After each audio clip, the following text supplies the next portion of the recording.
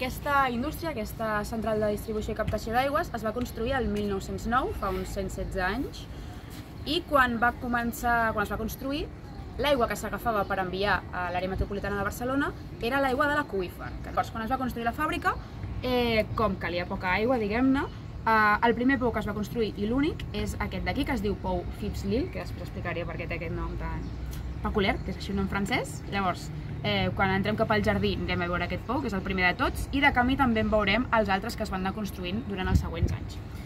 Quan es va construir la central, a part del primer pou, també teníem el primer dipòsit.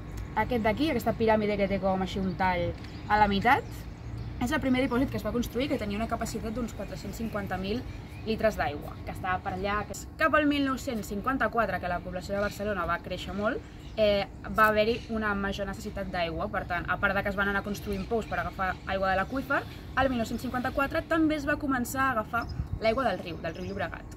L'aigua de l'aqüífer és una aigua que ja és de bastanta qualitat, ve bastant neta, s'havia de fer algun tractament per assegurar la seva potabilització, però és un procés bastant simple. En canvi, l'aigua del riu Llobregat és bastant bruta, diguem-ne, bastant complexa, per tant, es va haver de construir tota una instal·lació per poder potabilitzar aquesta aigua. I de fet, ja aprofitant que la teníem també, ara l'aigua de l'aqüífer també es porta cap a la potabilitzadora, per tant, potabilitzen tota l'aigua.